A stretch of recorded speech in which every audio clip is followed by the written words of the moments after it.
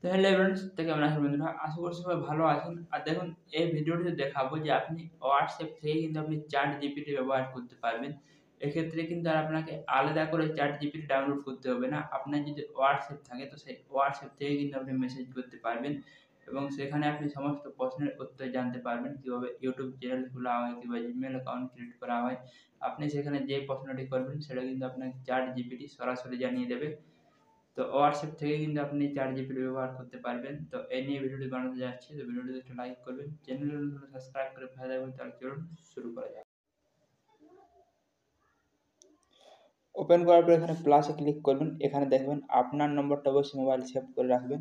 Save করে রাখার পর এখানে প্লাস দেবেন।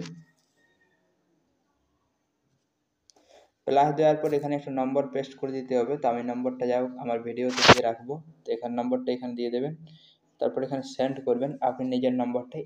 নম্বরটা কিন্তু অন্য জায়গায় যাবে না, এখানে আপনার নিজের হোয়াটসঅ্যাপে থাকবে। তারপর নম্বরটার উপরে ক্লিক করবেন। ক্লিক করার পর চ্যাট ওয়েট এটাতে ক্লিক করে সেন্ড করার সঙ্গে সঙ্গে এখানে কিন্তু ChatGPT চলে এসেছে। এখানে আপনি যেটাই প্রশ্ন করবেন সেটারই কিন্তু উত্তর দিয়ে দেবে। আমি এখানে লিখছি হাউ টু ক্রিয়েট ইউটিউব। তো দেখুন এখানে কিন্তু আমাকে এখানে কিন্তু প্রশ্নের উত্তর দিয়ে দিয়েছে। এরপর এখান থেকে ব্যাক করবেন।